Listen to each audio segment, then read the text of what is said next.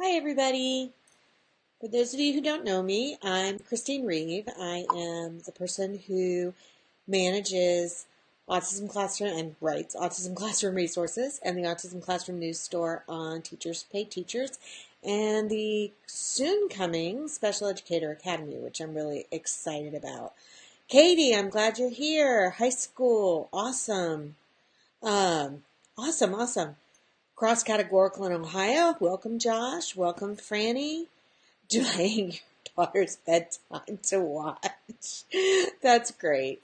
So I'm going to go ahead and get started. I want to share some pictures and some ideas with you, and then I want to open it up to questions. So please, if you have questions, feel free to go ahead and write them as we go.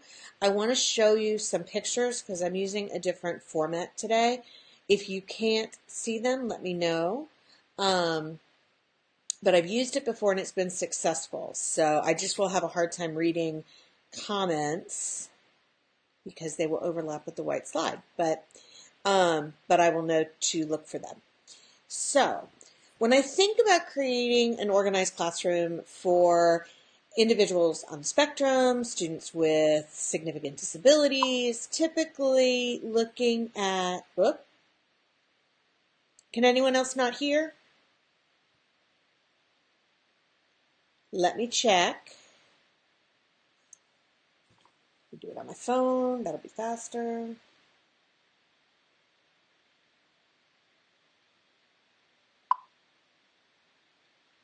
Okay, good.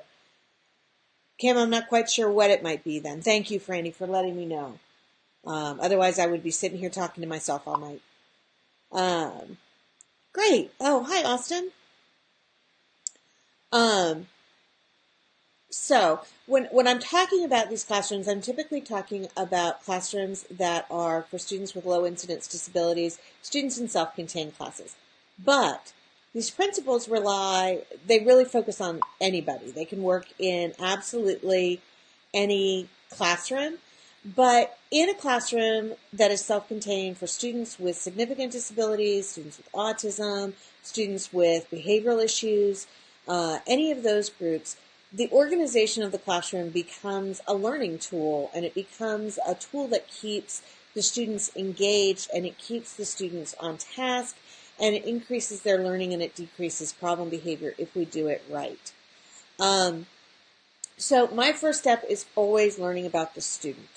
I believe that every classroom needs to be set up based on the needs of the individual students, and I use what I call a teaching intervention plan to do that. I have a manual in my TPT store about it. You can also search my blog for it and find lots of different examples of teaching intervention plans. I've refined them over time, but I find them useful to really lay out IEPs as well as then where we're going to teach the skill and how we're going to teach it and how we're going to collect data.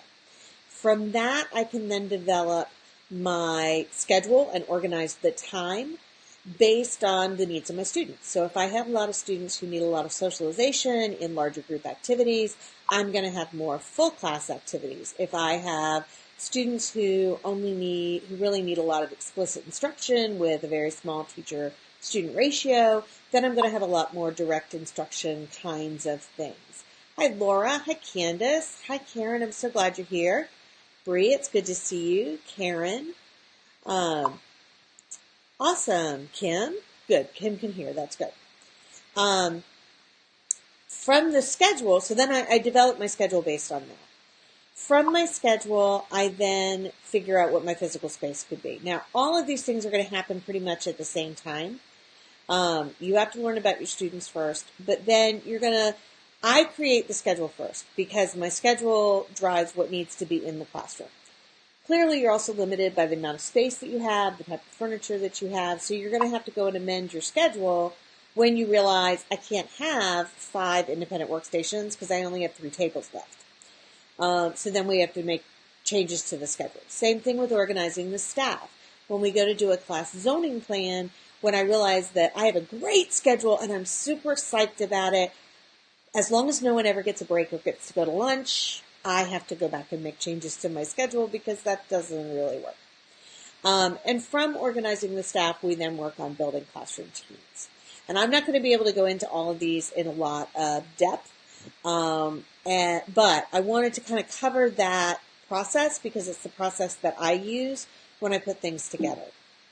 Okay, so my first is teaching intervention plans. Teaching intervention plans, this is an example. This is a elementary grade student who needs a lot of explicit instruction. He's working on basic communication, and it simply takes the goals and objectives of the IEP and sometimes of the curriculum, and it lays out where can I get the most practice of this skill? What are my times that we're working on generalizing the skill? Because if we're not generalizing it anywhere, why are we teaching it? How am I going to teach the skill, and how am I going to monitor it, or how am I going to take data? It's an extra step that a lot of teachers don't do, but the advantage that I find to it is that once I've done this, I know my students backwards and forwards, and I can lay it out, and I know what programs to pull, what materials I need, what activities need to be in my schedule, and what data sheets to pull. So it just makes my life easier down the road. And that's really the key to all organization for a classroom, is really trying to put the time in up front, because it's going to make your life so much easier. Will your classroom be perfect on day one? It will not. And I hate to say that, but part of it is going to be setting up the systems, figuring out what works, making modifications. And that's going to take place in the first few weeks of school. But I guarantee you'll be better off if you start with the structure and modify than if you have to reel them all in after starting off not being structured, and they get in the habit of having behaviors and being off task and not being engaged.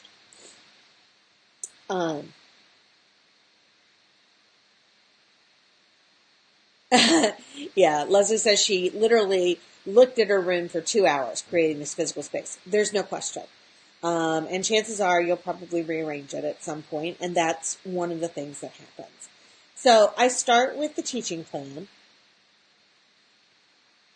And this is just another example. You can kind of see the goals and objectives come from the IEP. My primary teaching activities are the activities of the day. My instruction methods are what strategy am I using, like the picture exchange communication system, discrete trials, things like that. My data collection is how am I going to collect data on it. And then I just have a place where I have notes for materials needed or check the behavior plan or things like that. The tip also has sections where you can get information from last year's teacher, so that if you're, say, using reading milestones, you start off where he left off last year, or if you're using Edmark, you don't go back and repeat lessons that he had last year. You know what he did last year. And so I use that as a transition tool, too, so that we're not reinventing the wheel. So once I have that, I start to look at my schedule, and I use a schedule grid like in the picture here. And I break it down, sometimes into 15 minutes, sometimes into 10 minutes, sometimes into 30 minutes, just depends, sometimes on multiple. So one of the things you'll see on this is like 12:55 to 1:05, 1:05 to 1:15. So we have 20-minute blocks here, whereas we have 15-minute blocks in other places on the schedule. So I fudge a little bit because lunch doesn't start in 15-minute intervals, and specials don't start at 15-minute intervals all the time. So you have to play with it. I like to color code it by the activity so I can see, that all the kids are going to the same things that they're supposed to. And I can quickly look at my schedule and see if I'm doing independent work, I've got everybody green in that block. If I'm doing vocational, I've got everybody yellow in that block. It just helps me to evaluate it. I actually will cut these parts of the schedule out too and put them in those locations, so that staff can look at the table really quickly where it's and see who's coming to them next. And I just find that makes it easier. So that's kind of a hack that I use to organize it. This is just an example of that same schedule. This was a middle school class. They all come in. I split them up because they were really two kinds of classes in one class, because you never have that ideal class.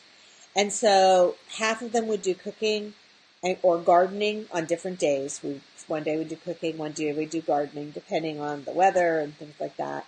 And the other would do morning group, and then we'd switch. And we found that to be much easier than having them wait for all of the different kids to participate. Half of the kids had a lot of augmentative communication assistive technology, and half of them did not. So we really needed almost two different kinds of groups. They go into a set of centers, they come to lunch, recess. I do table tasks. I just did a blog post on them in the classroom talking about why I use table tasks, because when I pull kids for bathroom, I want everybody else engaged, and table tasks are something I can do with that.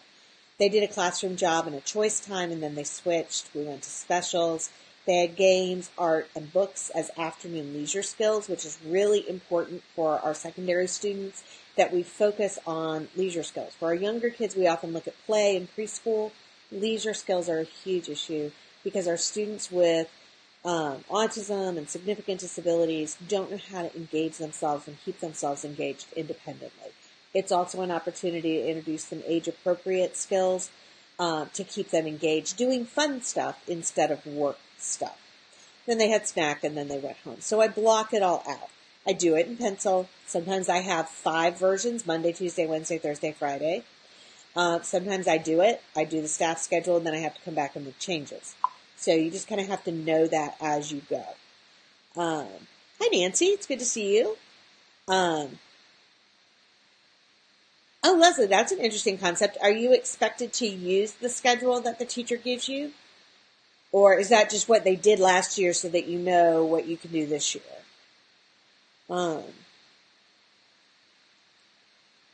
Hi, Carolyn. Hi, Deanne. I see some familiar names. Vicki Bryan's here. Awesome. And I'm going to go back through the comments. If I don't answer them when I come to the end, I will come back and go through them after I'm done. I can't, right now they're white comments on white screen, so I'm having a hard time with them. But you are expected to use it. Well, that's a really interesting concept. So maybe if we could get everybody working with the kids on the same page about how to make the schedule, or like a teaching intervention plan might be helpful, because maybe it would be more consistent. I would find that really hard. That would be really tough for me, but I'm a control freak, so that might be it. Okay, so then I move on to my physical space. My schedule is going to tell me what my physical space needs to be. It's going to tell me how many independent work systems I need to set up. I tend to set them up as stations rather than every kid having their own station. I like to do direct instruction in a different place than I do independent work. So, because I think in one place I'm teaching the student, in the other I'm trying not to help the student. So I like to make that clear to them. So it just helps me to know in my schedule what are the areas of the room that I need. So if we go back and look at that schedule, I know I need a vocational area. I need a direct instruction area. I need at least 3 independent workstations in my independent work area. I need to have a garden.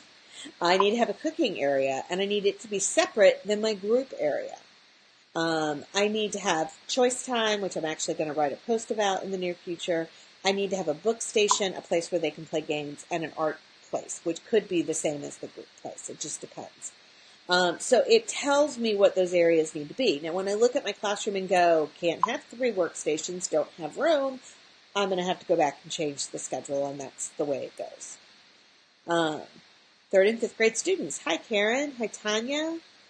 Hi, Veronica. We got a preschooler in the house, preschool teacher in the house. Awesome. Okay, so, sorry, I'm manipulating 2 pieces of software, and I'm doing it in my room that only has 1 computer. So this is just an example. I really love, this is Teaching in the Congress did some amazing bird's eye furniture. So this is like my favorite floor plan that I've done, because it looks the prettiest and it's the most sophisticated. Usually I use shapes on a PowerPoint. But this was a classroom that I set up. It's an elementary classroom, and you can kind of see we had 2 independent work systems set up where we had shelves where we could store the materials. We had the 3rd student could usually be a little bit more independent, so we put him in the middle of the room and that gave us a place to have kind of a books and puzzles area in the corner over by a window seat. Our computers obviously always stay where they are. We did reading, writing, and games here. We did a group time area, and we structured it, because what was happening was with this interactive whiteboard in the middle of the room, they didn't have any dividers. And the kids were just all over the place. So this way we provided some structure for them. Math, art, and snack all took place. So obviously, you're going to have things that are going to take place in the same place. We just try to differentiate a little bit about what it looks like when we're doing those things. So obviously, snack looks different than math.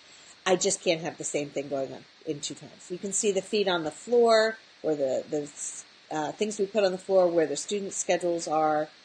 This was kind of our teacher area. So they came in and there was kind of a flow that they went around from independent work to reading to math, that they could move around the room. So that worked well for this classroom. What school? This was an elementary school. Did we have notebooks during group time?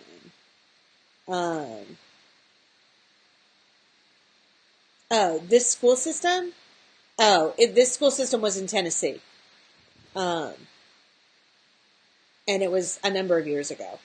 I provide consultation to school systems, and I set up classrooms as a huge piece of what I do and run them, so that we can model for the staff. And so we do it. I've done it in all different states. A new teacher for self-contained in Tampa. Awesome. You're not far from where I grew up. I grew up in Lakeland. Very excited. Oh, great. I'm glad to have you here, Sydney. I'm glad that you joined us. Okay, so I like it to be structured. The dividers, the furniture, it's important that the students have those physical boundaries a lot of times, because the students in a self-contained room will sometimes respond to a change in the flooring from tile to carpet, or sometimes respond to tape on the floor, but often they don't really. They really need to kind of have the furniture to tell them this is where this area ends. Makes it easier to keep them engaged. You'll see that the kiddie tables are set up so that the children are facing the room. If you have students that are very distractible, then clearly you'd want to have them facing the wall. These children were more likely to get up and run out of their seats, so we put them with their backs to the wall to contain them a little bit better. Could they get up and run away? Absolutely. But they were less likely to when they were given that kind of structure. So even how you set that up becomes important in knowing the needs of your students. Okay. So you're saying your students do morning meeting, Leslie, at a smartboard, and they have individual notebooks. So for them, for an interactive whiteboard, I'd probably want to have one of these kiddie tables in that area. These kids did not. These kids were doing more getting up and interacting with the whiteboard rather than having individual notebooks. If I have just a couple kids that need individual notebooks, I might put desks in the back. Sometimes I will use the chairs with the desks attached to make my group time area, partly because it provides more structure and partly because it gives them a writing space to work on. So yeah, you would probably need a table of some kind, whether it's desks or table. I'm sorry, Tanya, you were asking Sydney what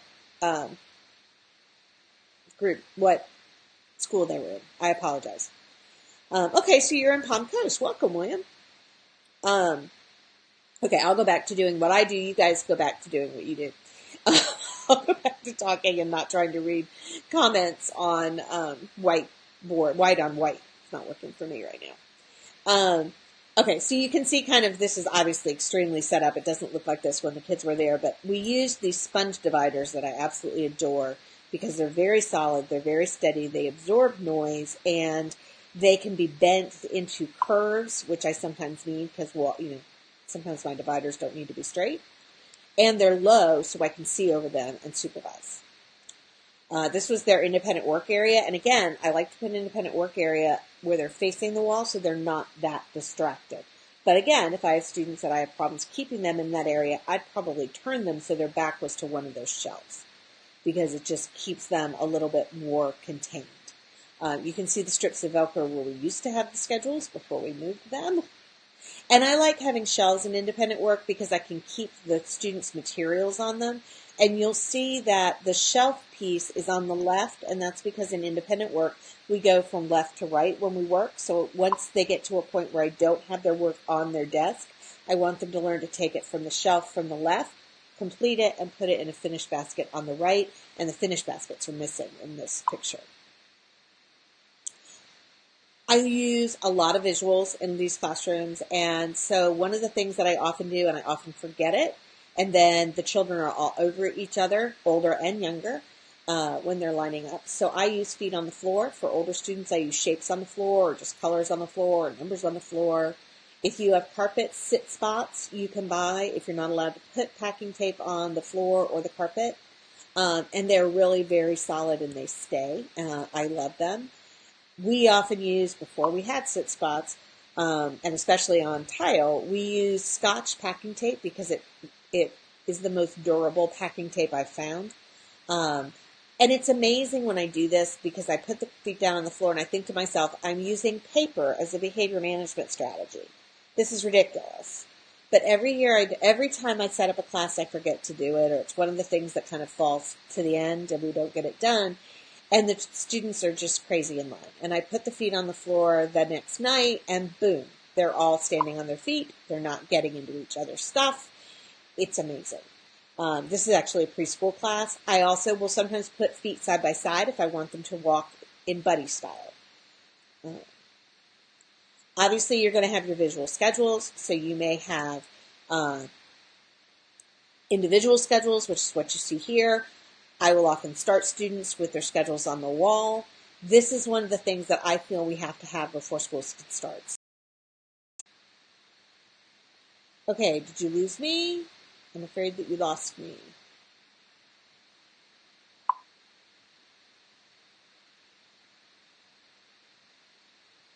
Okay, good. We're back. I color code the entire room. What I do, and different people do it different ways. I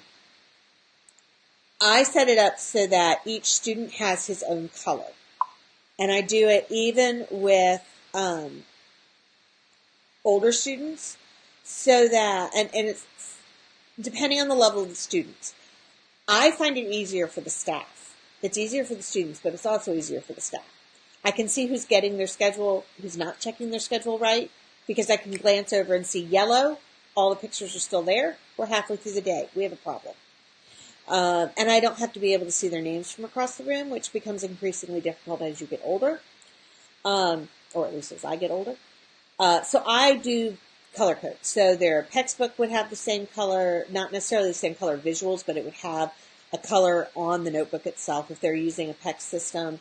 I do their places at the table. If I assign places on the floor, all those things, I use the same color, so it follows them throughout the day.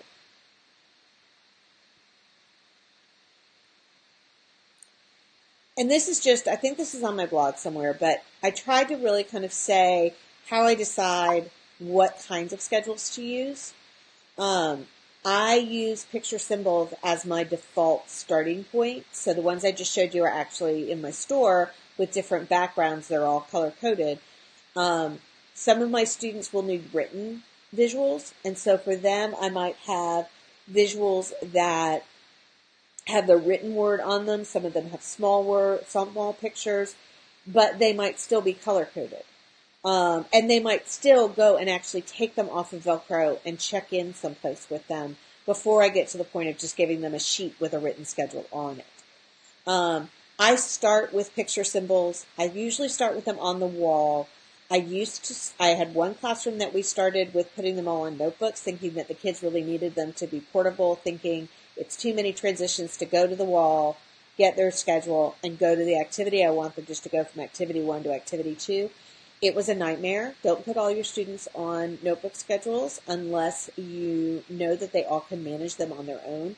We never had the schedules when we needed them because we kept putting them down because the adults ended up being responsible for them. So we started with everybody back on the wall the next day, and one student had a notebook schedule, and then we slowly increased. As he became independent, we added another one. If they're not able to use the picture symbols, I drop down to objects. If I feel that the picture symbols aren't working because they need something more clear, I sometimes will use photos. Just be careful if you use photo schedules, because some of our students will get locked into what the photo looks like, and if that area doesn't look like that today, they won't think it's the same place. It's more of an autism thing than another population kind of thing, but sometimes that becomes an issue. It's also harder to move the student to another class, and I like being able to move them second to third grade with the same kind of schedule. And if the classroom's completely different and we use photos, I can't do that. So that's one of the reasons that I use picture symbols. And obviously, if they're good readers and they have good comprehension, then we can use written schedules. But only when they really understand them. So don't just think that because they can call out the word, they know what it means. A lot of times I'll have mini schedules, so I'll have an arrival task analysis. And this is actually part of my mini schedules. I feel very strongly that students that are not independent with their schedules in particular need check-in visuals. And I actually just, in Texas, their regions had a really cool thing. They call them docking stations, which I thought was just super cool. I call them check-in stations. Some people call them parking lots, but I use that term for something else. In this check-in station, what you see is somebody's using an object schedule and other kids are using a picture schedule. So we have both on the check-in visual. The advantage of the check-in visual and the check-in station is that the students match their visual with the visual at that activity. So it allows them to know what that schedule actually does for them instead of a lot of people use them by, I just take them off the schedule and put them in a finish basket and then I go do my stuff. That works fine if the kid really understands them, but if the student doesn't really understand them, they need to learn them. If they need to learn them, they'd be better if they can match to the activity. So it just helps them make that connection a little bit stronger. I also use envelopes now. We used to use boards with Velcro, but it meant that somebody had to come through at the transitions, take all the visuals off the Velcro if we use that area for another activity. This way I just switch out the check-in picture or object, and they all go in the envelope, and I can take all the envelopes off the wall and dump them all out and sort out my visuals at the end of the day. I don't have to pull them off Velcro. I think that most classrooms really need a group schedule. Eventually, that's what I'd like to transition younger students to, is a schedule that is what the classroom is doing. Some of our kids may not need a full day schedule. They may need a center schedule where everybody does different things, but they might be able to follow a group schedule. But if you don't have a group schedule, they're not going to be able to do that. This teacher actually put the times with her group schedule so that you could kind of see how the kids could learn how to associate time with the activities.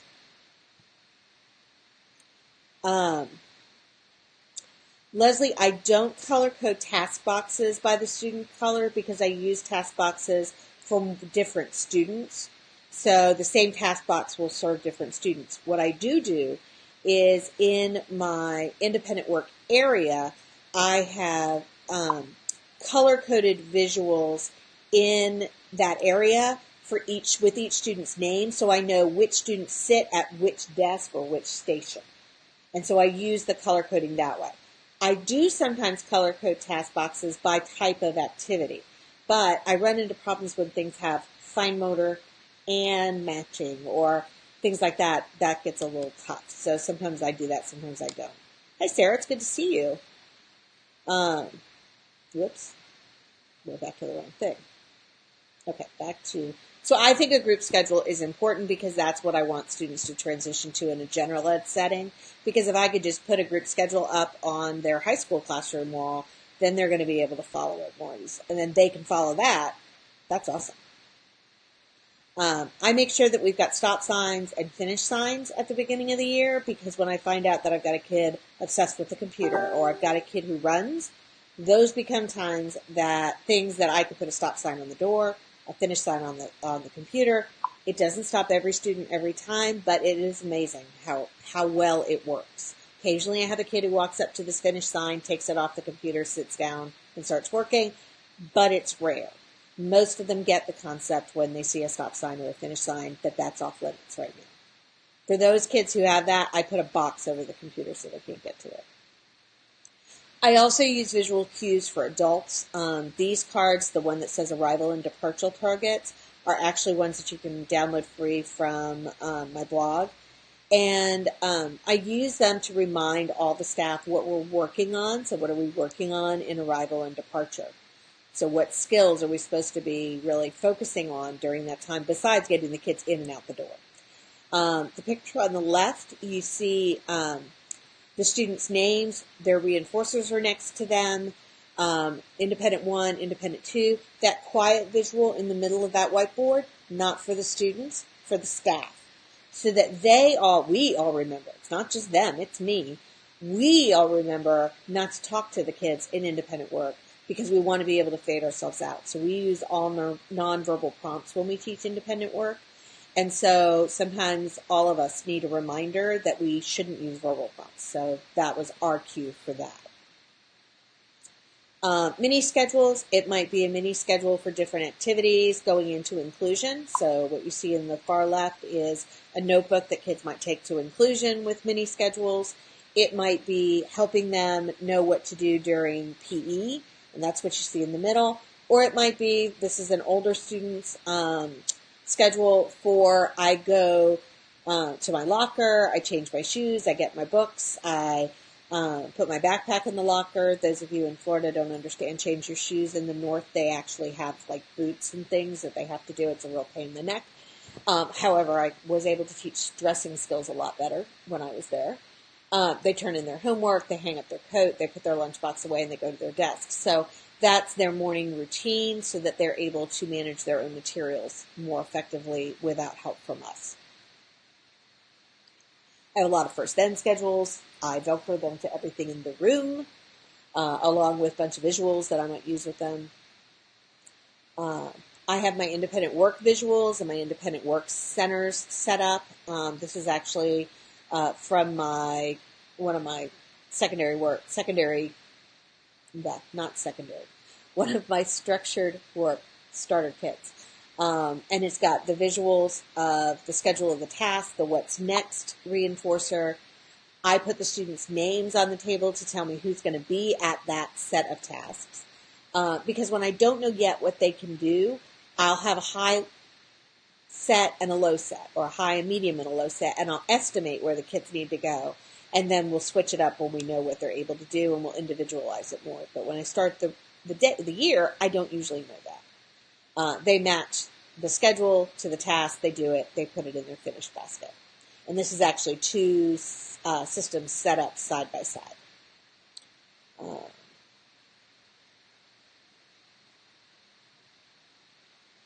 Oh, awesome, Michelle. Michelle says she uses a finished page under the picture schedule to Velcro the finished icon onto when they're ready to go to the next activity. That's cool. William uses different color placements. So it's color-coded that way. That's awesome. Okay. And then, finally, I think that the last thing that you really have to make sure you've got a ton of is work for the kids, students to do. From your teaching intervention plan, I pull their direct instruction materials, everything I'm going to use in small group. But I like to make sure that I just have a ton of easy tasks that I can pull out when I need to fill the time. Because in the first couple weeks of school, as you get used to the schedule, as the students get used to it, as you get used to them, being able to pull out a file folder and give it to a student to keep them engaged while you deal with something else going on is critical. So I try to have a variety of file folders, a variety of matching activities, interactive books that the students can read. Task cards are great for independent work systems, for table tasks, and for getting engaged. For younger kids, I do a lot of, color the sweater purple mini books, vocational tasks that they can work on. I also want to make sure that I've got the materials that I need to run a group activity, whether it's a morning meeting, a calendar time, circle for younger kids, regardless of what we call it. The picture on the left is a set for younger kids where we're working on very traditional songs, storyboards, how I came to school today, today I feel like, our exercise routine, what is the weather like, graphing boys and girls, so we make a bar graph, those kinds of things. The other two pictures are pictures that I use for older students where we also have songs, but the songs are more adultish, adolescentish. figuring out what's the temperature and how it translates into what I should wear, looking it up on the internet to find out what the weather's today, building more age-appropriate skills, but still doing that morning meeting kind of, let's all come together, let's learn to take turns, let's learn to communicate, ask for things that we need and things like that. They're still going to need visuals to be successful with that. So I want to make sure that I've got those and I set them up on boards in the order that I'm going to use them in. That's also a blog post in my head. My bathroom visuals. This is my Washhand visuals.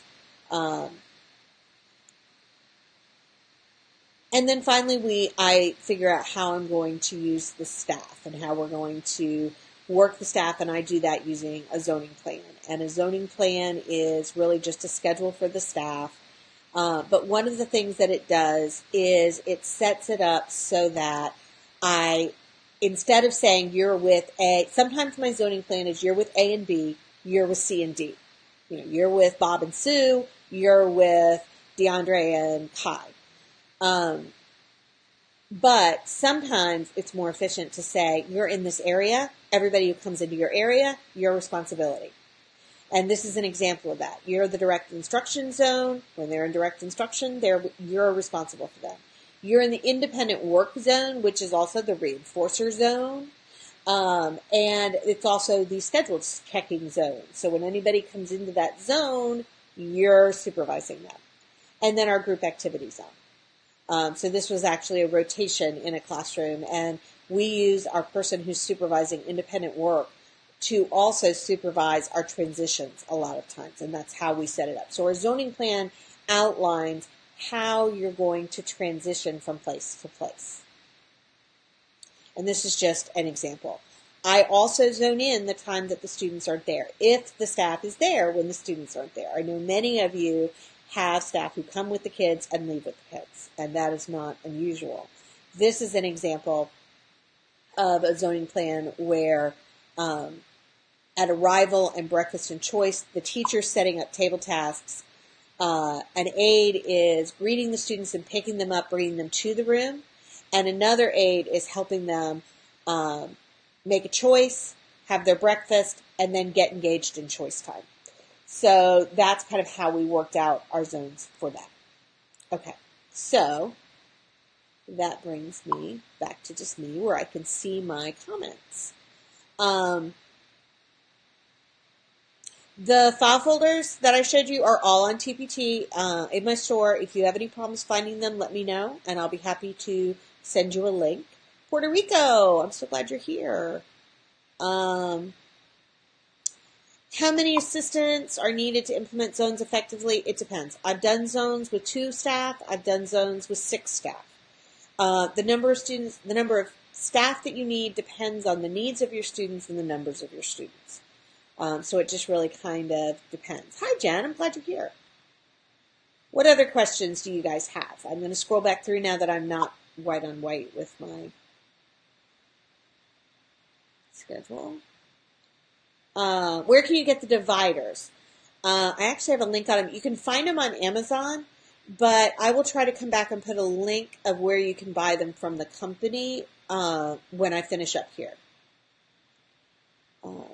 I really love those. We found those recently in a district. It's one of the wonderful things about my job and getting to go around to a lot of different schools is I get to find ideas from one place and carry them to another. So it's really kind of cool.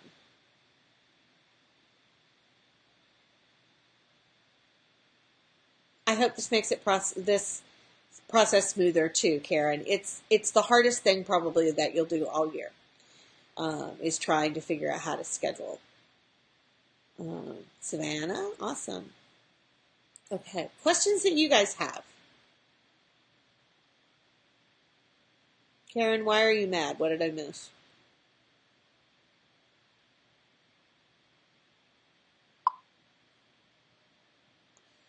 Subject to staff. One of your TAs is 5 months pregnant. Oh, jeez. I don't know what is wrong with my internet tonight.